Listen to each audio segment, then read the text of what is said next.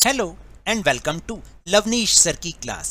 This is Directorate of Education GNCT of Delhi's worksheet number 39, and it is only for class 7 students. It has taken from the subject science and we will learn and understand the topic motion and time in this worksheet. So students, आज की इस worksheet में हम motion and time पर discussion करने वाले हैं. So without wasting our time, let's start and understand with me. So in your surrounding, you can see or you will see some objects are static. They don't move. आप अपने आसपास देखिए, बहुत सारे ऑब्जेक्ट्स ऐसे देखते होंगे जो कि स्टैटिक हैं, अपनी जगह पर ही हैं. दे डोंट मूव, वो कभी अपनी जगह से हिलते नहीं हैं. Like trees, your book, TV etcetera. जैसे कि पेड़, आपकी किताब, TV etcetera. While some objects can move from one place to other. और आप बहुत सारे ऐसे ऑब्जेक्ट्स भी देखते होंगे जो एक प्लेस से दूसरे प्लेस पर मूव करते होंगे. They are said to be in motion, और उन्हें हम बोलते हैं कि उनकी इस जो पोजीशन को, इस कंडीशन को हम बोलते हैं मोशन, यानी कि गति.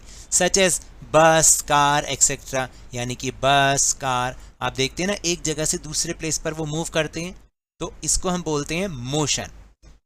मोशन कैन बी स्लो और fast.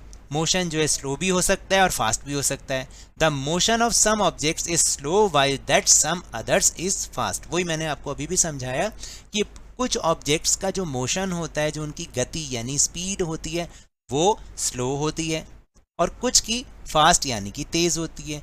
Hair is a picture given, you can see here. अब आपको बताना है in the given picture find out which moves fast in comparison between. यानी आपको बताना है इस दी गई पिक्चर में कौन दो चीज़ों की तुलना में, दो चीज़ों के कंपैरिजन में तेज मूव कर रहा है.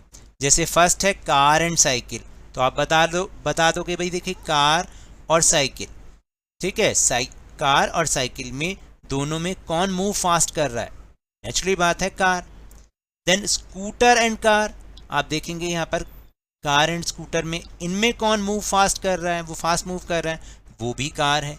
And cycle and scooter, cycle and scooter, अब आप बताओ कौन फास्टली मूव कर रहा है. नेचुरली बात है स्कूटर.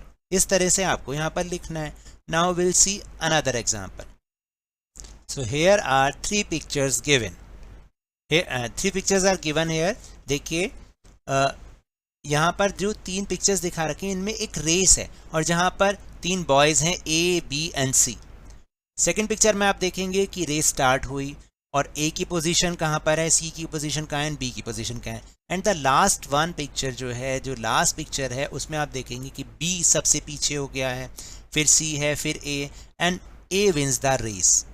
देख रहे हैं ना आप.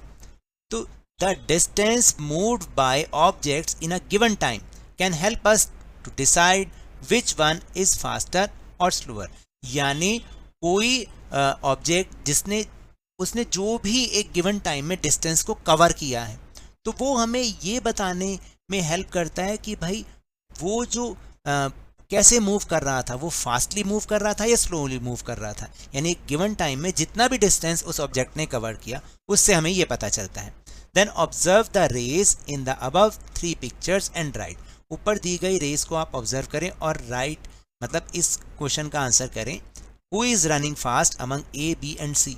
नेचुरल बात है, आप देख भी रहे हैं, you can see here A moves fast and A wins the race, है ना. अब one who takes the shortest time to cover the same distance has the highest speed. यानी जो ऑब्जेक्ट किसी सेम डिस्टेंस को कवर करने में बहुत कम टाइम लेता है, तो इसका मतलब हम क्या कहेंगे कि उसकी स्पीड कैसी है, उसकी स्पीड हाईएस्ट है, यानी बहुत तेज है.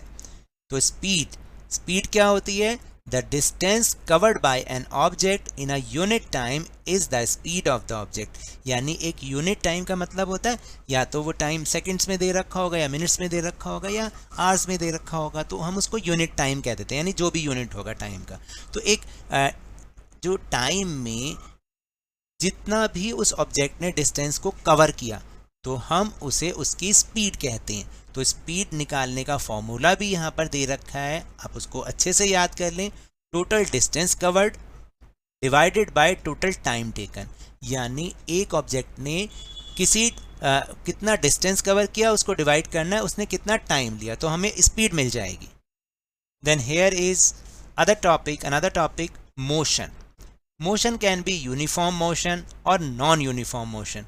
मोशन जो है यूनिफॉर्म मोशन भी हो सकता है। यूनिफॉर्म मोशन का मतलब क्या है? An object moving along a straight line with a constant speed आएगा यहाँ पर, ठीक है। कहने का मतलब ये है कि एक स्ट्रेट लाइन में जब कोई ऑब्जेक्ट एक कांस्टेंट स्पीड के साथ चलता रहता है, यानी अगर उसकी स्पीड 20 है तो वो 20 ही रहेगी, तो इसको हम बोलते हैं यूनिफॉर्म मोशन। और speed of an object moving along a straight line keeps changing. अगर किसी ऑब्जेक्ट जो कि स्ट्रेट लाइन में चल रहा है और उसकी स्पीड बार बार चेंज हो रही है तो हम उसको बोलेंगे नॉन यूनिफॉर्म मोशन, यानी कि इर्रेगुलरिटी है, कभी बढ़ रही है स्पीड कभी कम हो रही है तो नॉन यूनिफॉर्म, और एक जैसी स्पीड है तो यूनिफॉर्म मोशन।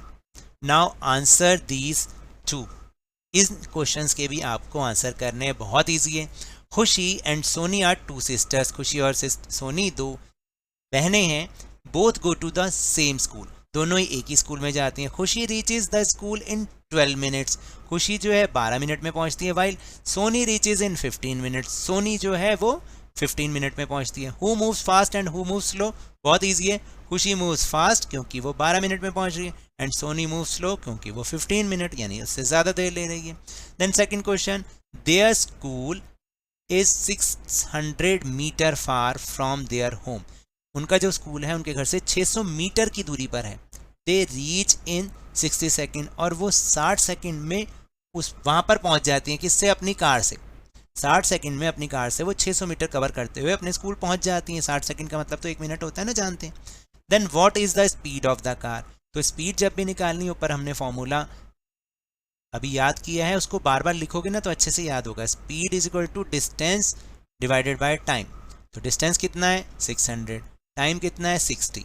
10 से 10, देन 6 10s are 60, तो आंसर आ गया 10 metre per second. This is your answer, 10 metre per second. So now that's all for this worksheet. अगर मेरे इस तरह समझाने से अब आपको समझ में आने लगा है तो इस चैनल और वीडियो को लाइक कीजिए, शेयर कीजिए, और अगर आप न्यू हो तो सब्सक्राइब भी कर लीजिए। और टेलीग्राम ऐप पर हमारा चैनल लवनीश सर की क्लास, उसको ज्वाइन करना ना भूलें, जिसको ज्वाइन करने का लिंक आपको इसी वीडियो के डिस्क्रिप्शन बॉक्स में मिल जाएगा। But remember, whenever you will go outside please wear your mask, और जब भी आपकी टर्न आए कोरोना की वैक्सीनेशन जरूर लगवाएं, क्योंकि कोरोना को हराना है और जिंदगी को एक बार फिर से सुहाना बनाना है, इसी उम्मीद के साथ। Thank you very much.